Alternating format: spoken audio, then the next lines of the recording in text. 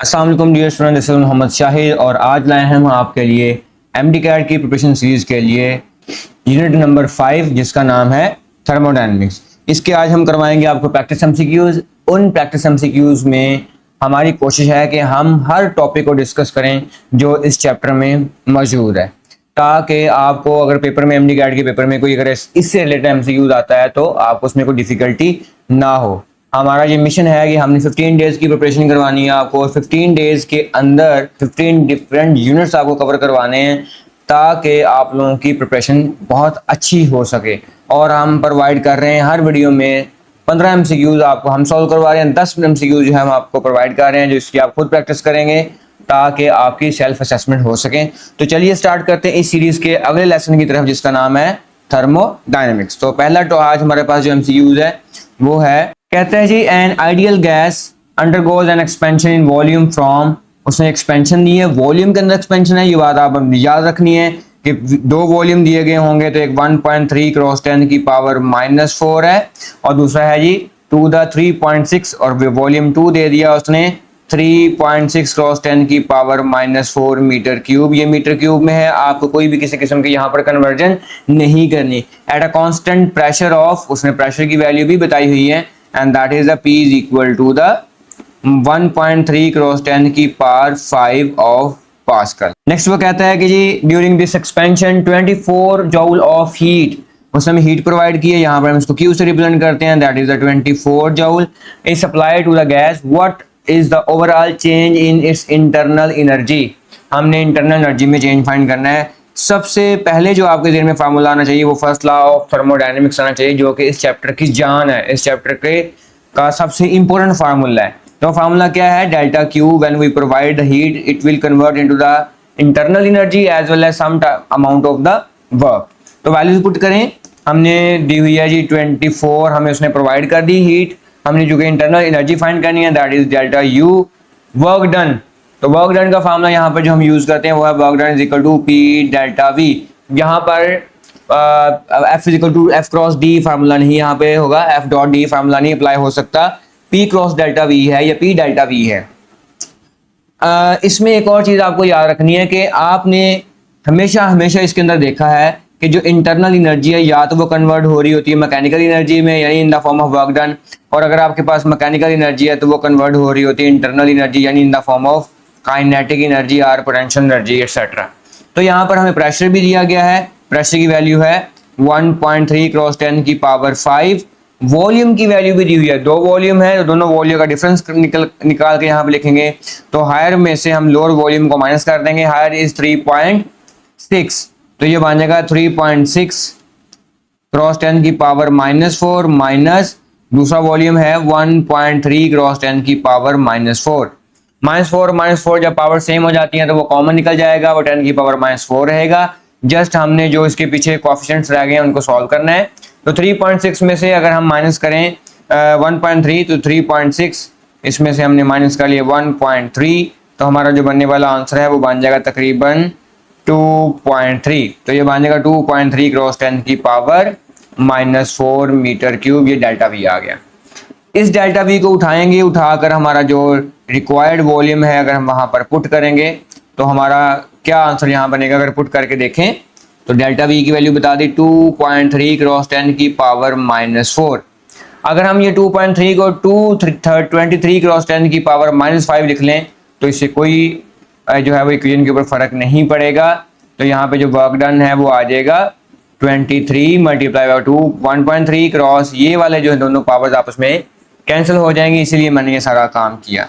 तो अगर हम इसको मज़ीद सिंप्लीफाई करेंगे तो ये आंसर हमारे पास क्या बन जाएगा, ये 23 है, अब 23 है जी, तो ये मैं लिख सकता हूँ 1.3 मल्टीप्लाई बाय 23, क्योंकि यहाँ से 23 आया था। ये 23 को 1.3 से मल्टीप्लाई करवाने का आसान तरीका देख लें, आपने पॉइंट को एक दफ़ा के लिए गायब कर देना है। तो कर मल्टीप्लाई करवाएं, 3 को 3 से मल्टीप्लाई करवाएं 9 हो जाएगा।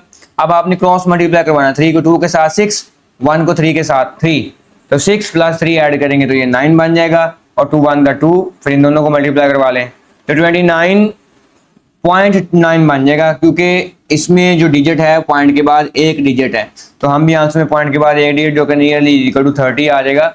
तो ये बनेगा 30 ऑफ जूल। ये हमारा वर्क डन निकल गया। इसको यहाँ पर पुट करें 30 जूल को, 30 जूल क्योंकि हमें डेल्टा यू फाइंड करना है, ये यहाँ पे प्लस हो रहा है, इधर आकर माइनस का हो जाएगा। तो 24 minus 30 is equal to delta U. दोनों को माइनस करेंगे तो ये -6 is equal to delta U, क्योंकि ये एनर्जी है तो साथ इसका यूनिट जूल आ जाएगा।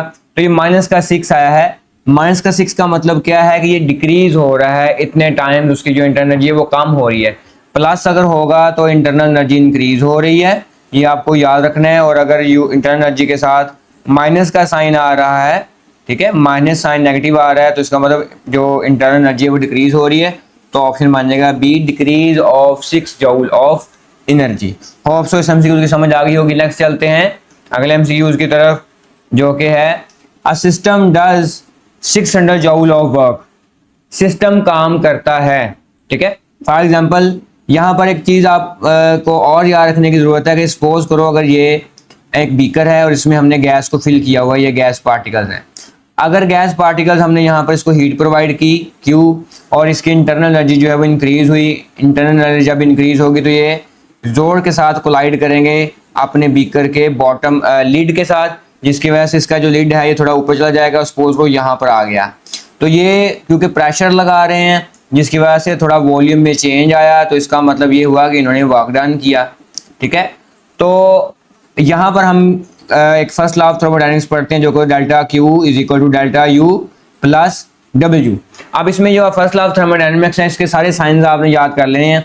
डेल्टा क्यू अगर हम उसको प्रोवाइड कर रहे हैं, हम उस सिस्टम को हीट दे रहे हैं, तो वो पॉजिटिव आएगा। और अगर हम उसमें से हीट को निकाल रहे हैं, एक्सट्रैक्ट कर रहे हैं, तो उसमें जो नेगेटिव साइन आ जाएगा डेल्टा क्यू के लिए। अगर हम इसी तरह बात करें डेल्टा यू की, तो अगर इंटरनल एनर्जी उसकी जो है वो इंक्रीज हो रही है तो फिर पॉजिटिव साइन आ जाएगा। अगर उसकी इंटरनल एनर्जी डिक्रीज हो रही है, उस सिस्टम की पार्टिकल जो है वो स्लो डाउन हो रहे हैं, तो हम उसमें जो साइन यूज करेंगे वो नेगेटिव का साइन यूज करेंगे, डेल्टा यू माइनस का हो जाएगा। इसी तरह से अगर वर्क डन की बात करें, तो अगर हम सिस्टम जो है वो एक्सपेंड कर रहे हैं अपने आप को, सिस्टम अपने आप को एक्सपेंड कर रहा है, तो वो पॉजिटिव वर्क डन होगा। या इसको ये भी कह सकते हैं कि work done by system, work done by system. अगर सिस्टम काम कर रहा है और अगर सिस्टम जो है वो कॉन्ट्रैक्ट कर रहा है, अपने आप को स्क्वीज कर रहा है, अपने आप को कम जगह पे लेके आ रहा है, पार्टिकल्स करीब करीब हो रहे हैं, तो जो वर्क डन होगा हम उसको बोलेंगे नेगेटिव। या आप ये भी कह सकते हैं कि वर्क डन ऑन सिस्टम, जब सिस्टम पर काम हो रहा है। यहाँ पर सिस्टम से मुराद यहाँ पर गैस है, ये बात याद रखनी है। जब गैस काम करेगी तो फिर सिस्टम एक्सपेंड होगा, सिस्टम एक्सपेंड होगा, वर्क डन पॉजिटिव आएगा। और जब कॉन्ट्रैक्ट करेगा सिस्टम, इसका मतलब गैस के ऊपर काम हो रहा है, आप प्रेशर लगा रहे हैं, जिसकी वजह से वॉल्यूम कम हो रहा है, गैस कॉन्ट्रैक्ट करेगी, तो फिर वहां पर जो वर्क डन होगा वो नेगेटिव हो जाएगा। ये सारे साइंस पॉजिटिव कब आना है, नेगेटिव कब आना है, इंटरनल एनर्जी के लिए, हीट के लिए, वर्क डन के लिए, सारे आपको याद होने चाहिए। अब नेक्स्ट हम इसका एमसीक्यू जरा सॉल्व करते हैं। वो कहता है सिस्टम डज, सिस्टम ने काम किया, इसका मतलब वर्क डन पॉजिटिव है। और कितना काम किया, 600 जूल का। तो हम यहां पर पुट कर देते हैं जी, वर्क डन है 600 joule, work done is equal to 600 of joule.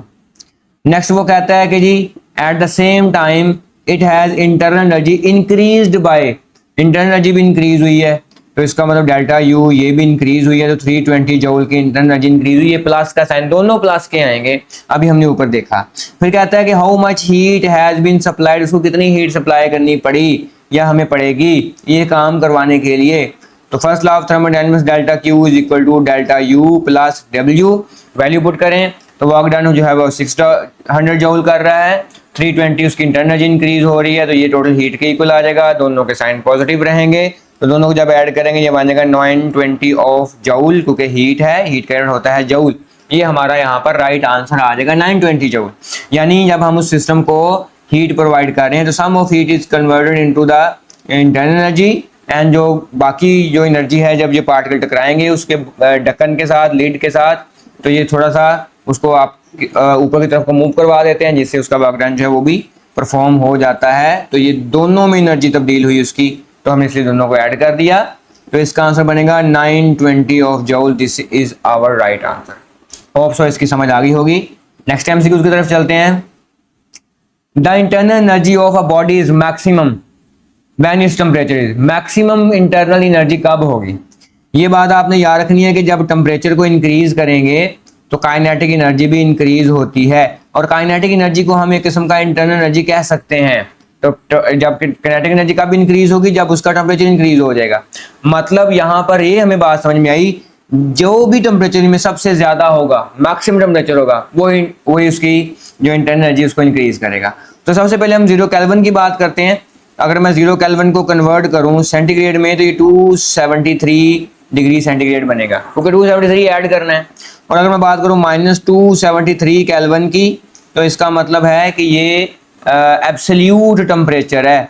Absolute temperature वो होता है जिसमें किसी गैस का जो वॉल्यूम है वो नियरली इक्वल टू 0 हो जाता है, यानी उसका वॉल्यूम रहता ही नहीं है, निग्लिजिबल वॉल्यूम आ जाता है।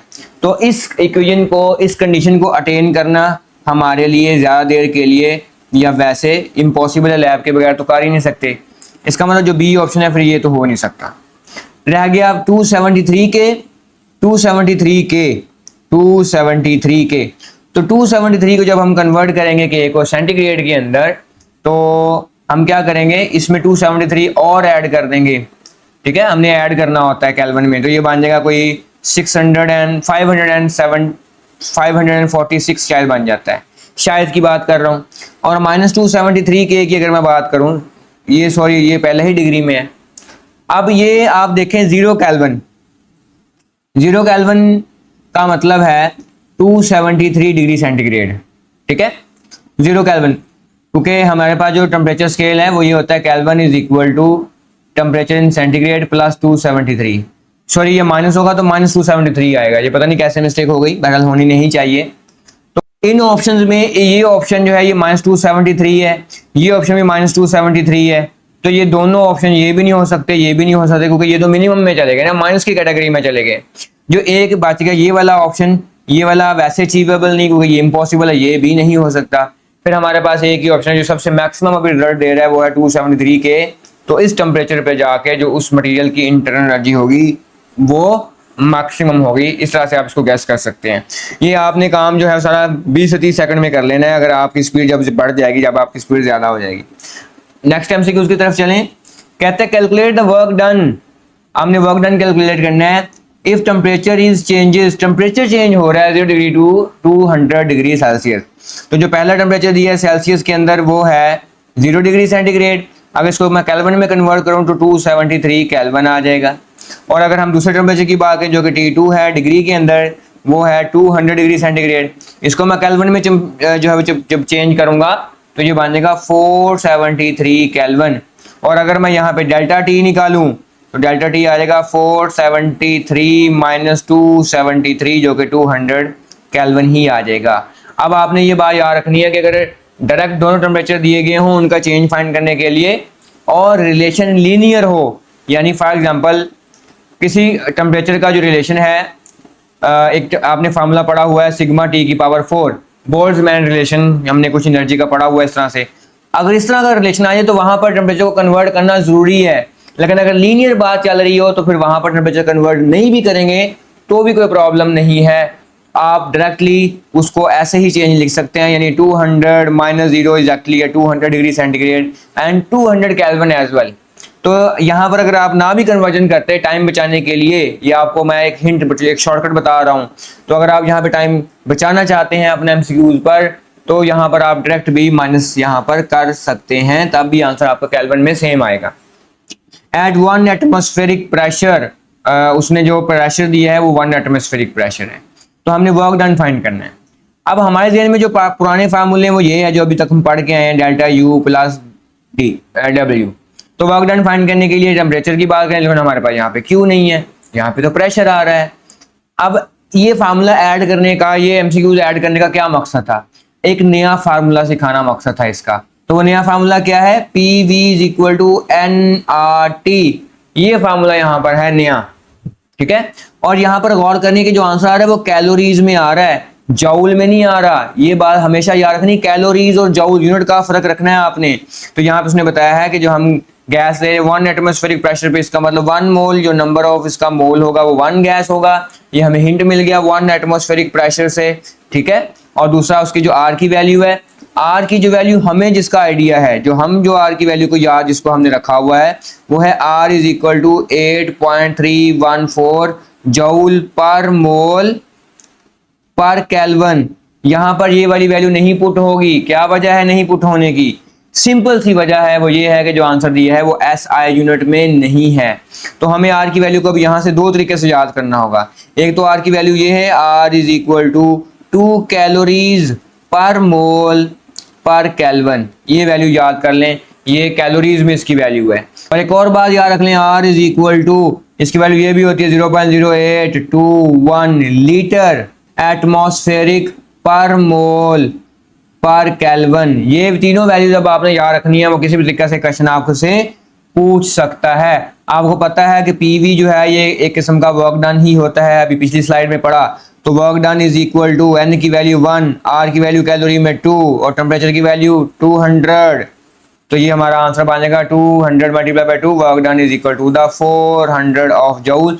तो this is our right answer 400 calories, sorry calories not joule. देखा धोखा खाने में यहाँ पे धोखा मिल सकता है बच्चे को, स्टूडेंट को। तो कैलोरीज में ये आंसर है, तो this is our right answer. Next MCQ, the temperature of a gas at pressure P, volume is at P and volume is 27 degree centigrade. उसने टेम्परेचर दे दिया है T1 is equal to 2700 degree centigrade, kelvin में convert करेंगे 2700 degree centigrade minus sorry plus 273, तो ये बन जाएगा 300 degree, not degrees only kelvin. Keeping its volume constant, volume को हमने फिक्स कर दिया।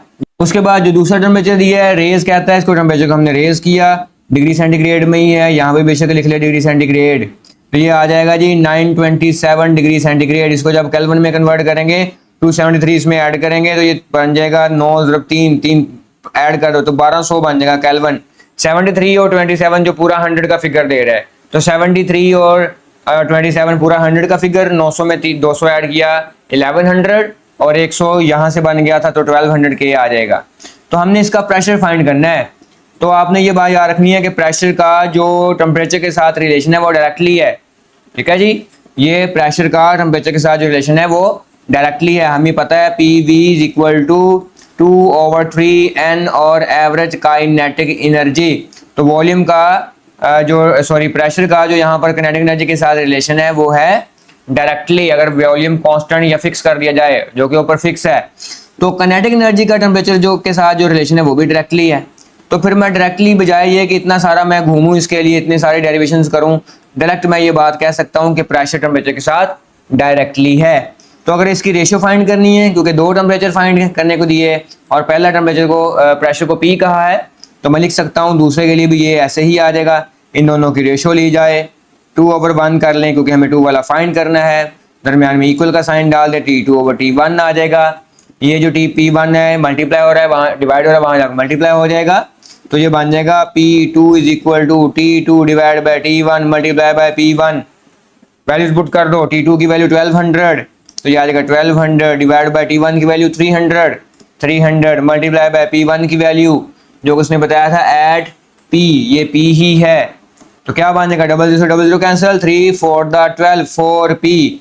तो P2 की वैल्यू 4P आ जाएगी, पहले वाले से 4 गुना ज्यादा हो जाएगा जब हम इतना टेम्परेचर इंक्रीज करेंगे, 4 गुना ज्यादा। Option number B, this is the right answer. Hope so इस एमसीक्यू की समझ आ गई होगी। नेक्स्ट एमसीक्यू की तरफ चलते हैं।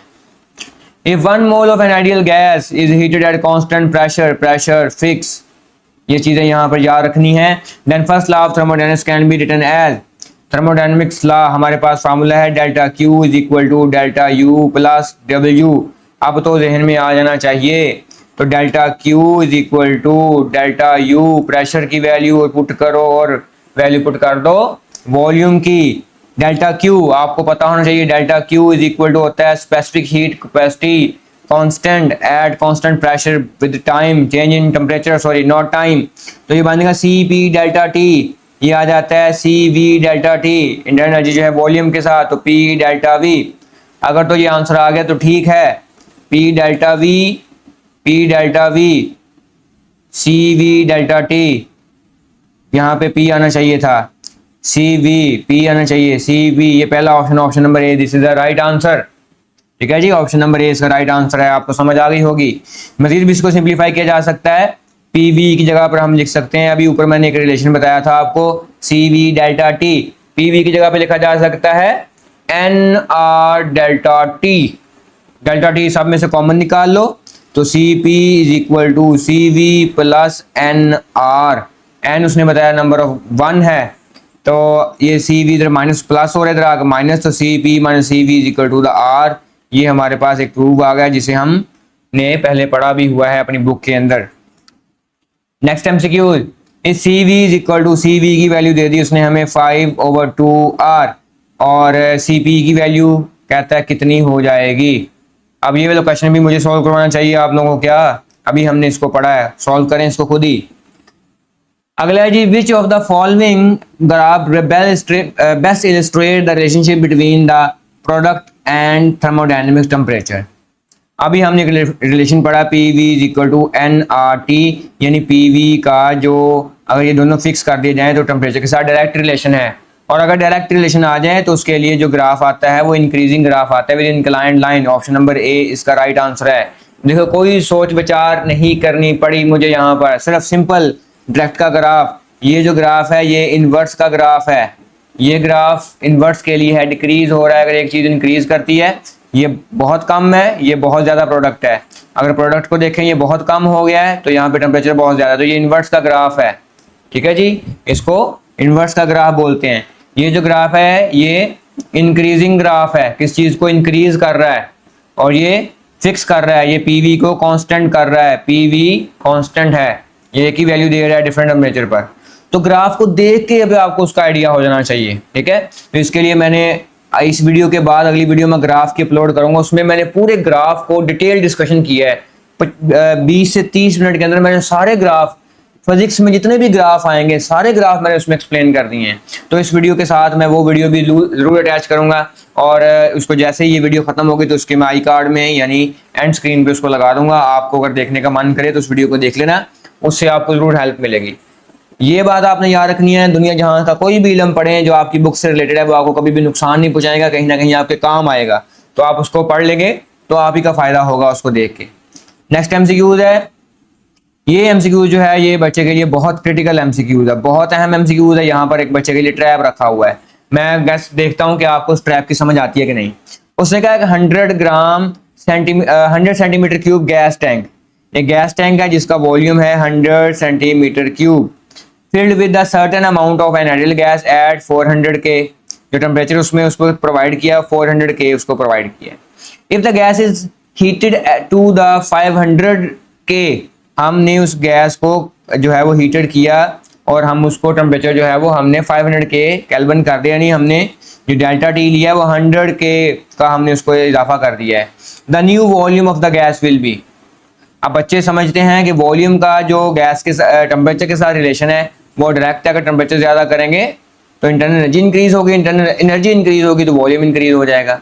तो वो ये समझेंगे कि अगर 100 है तो आपने टेम्परेचर इंक्रीज किया तो कोई इधर से हमने कोई रिलेशन देख लेना है, तो वो कहेंगे भी 400 से अगर वो 800 करता है तो फिर 100 से उसको 200 उसका वॉल्यूम होना चाहिए।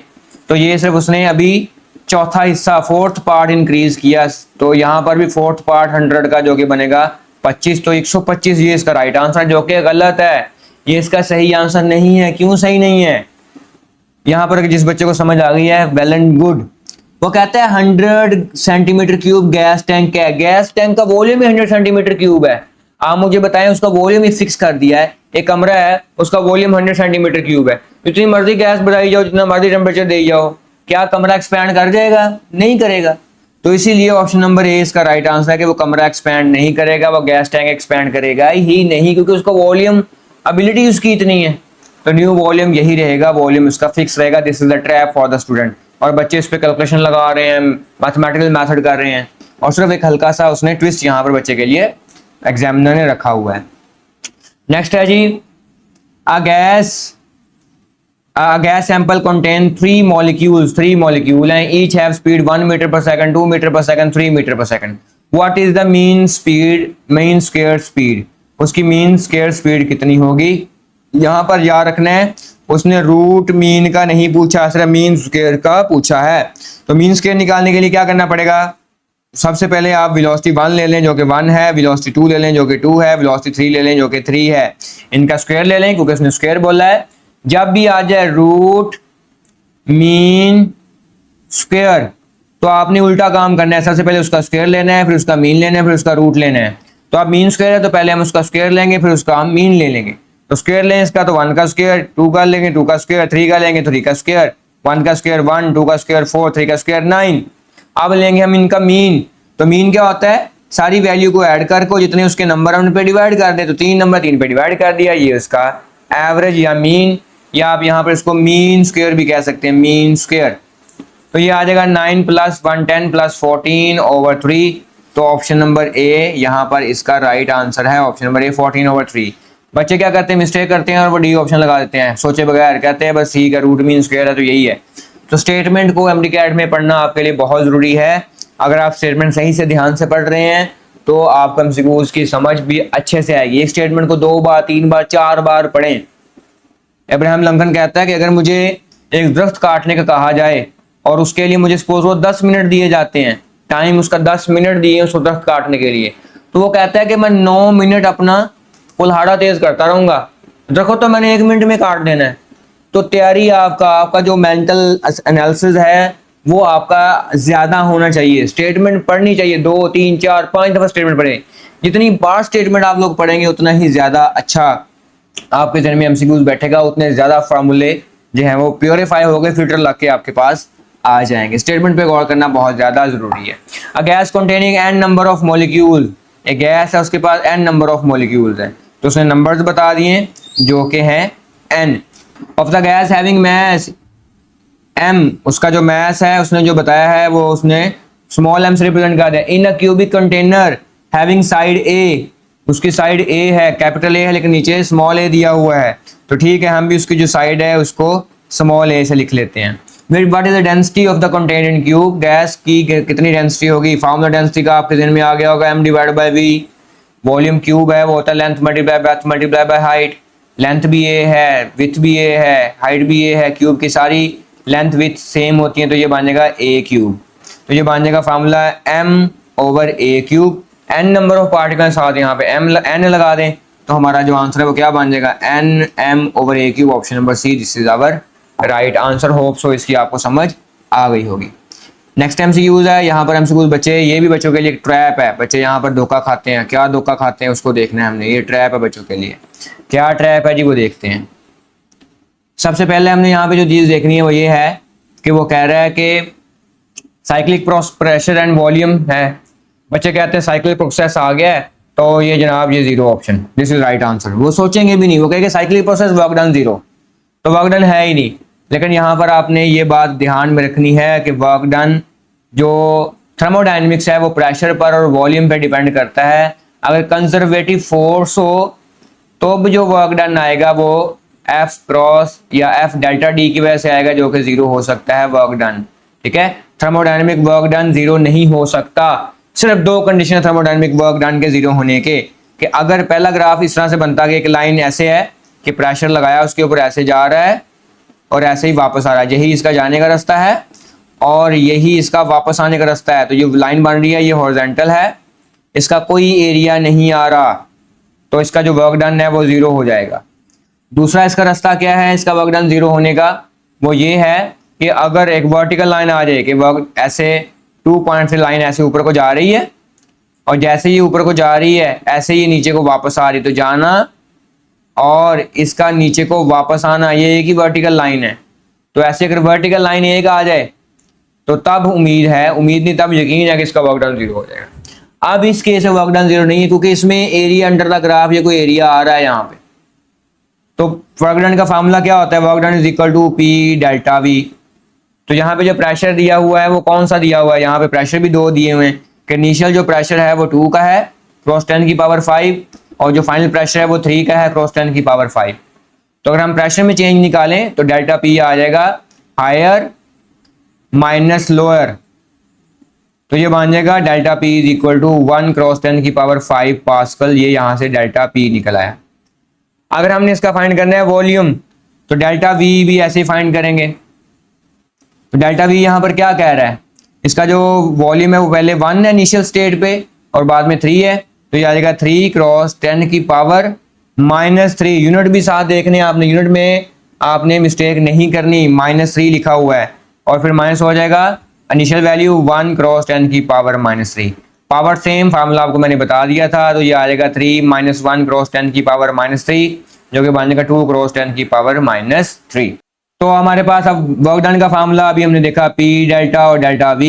तो प्रेशर निकला जी 1 क्रॉस 10 की पावर 5 और जो वॉल्यूम है वो निकला 2 क्रॉस 10 की पावर -3। -3 और 10 की पावर 5 मिलकर 10 की पावर 2 बन जाएगा, 2 आ जाएगा। तो ये बन जाएगा work done is equal to 2 cross 10 की पावर 2 जो कि बन जाएगा 200 ऑफ जूल। तो 200 जूल हमारा आंसर आ जाएगा। नेक्स्ट की तरफ चलते हैं। नेक्स्ट हमारा है जी गैस एक्सपैंड। ये गैस एक्सपैंड करती है 0.5 मीटर पर क्यूब, उसका वॉल्यूम बता दी 0.25 मीटर पर क्यूब है। एट कांस्टेंट प्रेशर, प्रेशर भी बता दिया दैट इज 10 की पावर 3 न्यूटन पर मीटर स्क्वायर है, जिसे हम पास्कल भी कह सकते हैं। द वर्क डन ये आपने खुद करना है, PV मल्टीप्लाई बाय 25 और एक 0250 जूल बन जाएगा। ये हमारा आंसर बसी इसका ऑप्शन बन जाएगा। नेक्स्ट MCQ है एन आइडियल गैस। एक आइडियल गैस है is compressed eight constant pressure, fix pressure पर उसको कंप्रेस करते हैं। ये बीकर है, इसमें हमने गैस डाली हुई है, इसको हम प्रेस कर रहे हैं नीचे की तरफ को, और कंप्रेस करते हुए जो चीज़ जिसका हमने ख्याल रखना है वो ये है कि इसका जो टेम्परेचर है वो फिक्स रहे, बढ़े ना। अगर आप चाहते हैं कि इसका टेम्परेचर ना बढ़े तो आप जैसे हीट इसके अंदर आ रही है, पार्टिकल्स के टकराने से काइनेटिक एनर्जी बढ़ रही है और साथ साथ इसे बाहर निकालते जाएं। तो यानी यहाँ से हीट बाहर निकाल दें, आउट करवा दें गैस को यहाँ से, और हम यहाँ पर क्या कर रहे हैं, गैस को कंप्रेस कर रहे हैं। और जब हम गैस को कंप्रेस करते हैं तो कंप्रेस करते वक्त पार्टिकल्स कॉन्ट्रैक्ट करते हैं, और जब पार्टिकल कंप्रेस करते हैं तो उसका मतलब ये है कि ये माइनस वर्क डन आएगा, क्योंकि वर्क डन ऑन गैस हो रहा है, गैस पर काम हो रहा है। गैस एक्सपैंड करती तो गैस काम खुद कर रही थी, तो यहाँ पर आ जाएगा गैस पर काम हो रहा है, work done on gas. On gas बस ये टाइपो एक एरर आ गया, तो यहाँ पर चलो लिख लो ऑन गैस आएगा इसमें, वर्क डन ऑन गैस। और हमें हीट को यहाँ से निकालना पड़ेगा इस टेम्परेचर को फिक्स रखने के लिए, तो goes out, heat energy goes out from the gas, तो यहाँ पर हम ऑन कर लेते हैं ऑन गैस, फिर इसका अपना ऑप्शन नंबर बी बन जाएगा, this is the right answer. ठीक है जी, ये बस टाइपिंग मिस्टेक कहीं हो गई है। नेक्स्ट MCQs है important MCQs। A monochromatic gas is suddenly compress, suddenly compress, suddenly का मतलब है ये कौन सा प्रोसेस है, बच्चों के जहन में आ जाना चाहिए। सडनली कंप्रेस कौन सा प्रोसेस होता है, सडनली बम फट गया तो ये एडियाबैटिक होता है। मैं बोल रहा हूँ इस वक्त जल्दी जल्दी से जो है वो जो चीज़ हवा है उसमें प्रेशर कंप्रेस एक्सपैंड हो रहा है, तो ये एडियाबैटिक प्रोसेस बनेगा। कितना उसको कंप्रेस करना है कि compress to the 1/8 time initial volume. Suppose करो उसका जो इनिशियल वॉल्यूम है वो इतना है, तो आपने जब उसको दबाया, उसको कंप्रेस किया, कंप्रेस करने पर उसका जो वॉल्यूम है ओरिजिनल वाले से 8 गुना, यानी सिर्फ इतना कराया जाए, इतना कराया जाए कंप्रेस होने के बाद, वो 8 टाइम्स कम कर दो उसको। तो मैं कह सकता हूँ कि पहले उसका जो वॉल्यूम है वो V है, बाद में उसका जो वॉल्यूम है वो हमने कंप्रेस कर दिया है उसको 8 टाइम V1 से, यानी 1/8 V है, ऐसे लिख सकते हैं उसको। आगे कहते हैं ratio to the final pressure to the initial pressure. हमने जो रेशियो है final pressure initial pressure P2 over P1 ये फाइंड करनी है, और साथ उसने में जो चीज़ गिवन में दी है वो दी हुई है CP ओवर CV, जिसकी वैल्यू 5/3 है। इसके लिए फार्मूला आपके जहन में जो आना चाहिए वो फौरन से ये हो कि P1 V1 gamma Laplace fraction है, शायद ये V2 गैमा के साथ आ जाएगा। अगर हम पुट करें P2 ओवर P1 तो यहाँ पर आ जाएगा V1 ओवर V2, क्योंकि वॉल्यूम के साथ इनका इन्वर्स रिलेशन है और हमने गैमा को निकाल लिया कॉमन। ये जो हमें 5/3 वैल्यू दी है ना, ये गैमा की ही है, गैमा को CP ओवर CV ही कहते हैं। तो P2 ओवर P1 हमने फाइंड करना है, तो P2 divide by P1 is equal to V1 की वैल्यू तो V ही है, लेकिन जो V2 की वैल्यू है 1/8 V, और साथ गैमा की वैल्यू दी हुई उसने 5/3, तो V से V कैंसिल हो जाएगा, वैल्यू क्या बन जाएगी P2 over P1 is equal to, ये 1/8, 8 का 8 ऊपर जाके 1, ये है असल में 1/8, तो ये ऊपर जाकर मल्टीप्लाई होकर जो बनेगा 8, पावर इसकी आ जाएगी 5/3। इस 8 को हम लिख सकते हैं 2 की पावर 3 और फिर 5/3, 3 से 3 कैंसिल, तो 2 की पावर 5, 2 की पावर 5 32 होता है। तो देखते हैं कि क्या 32 को आंसर यहाँ मौजूद है। 32 option number A, this is the right answer. आज का लास्ट एमसीक्यूज है, बहुत अहम एमसीक्यूज है। यहाँ पर भी कोई थोड़ा कंसेप्ट है, इसको देखने की कोशिश करनी हमने।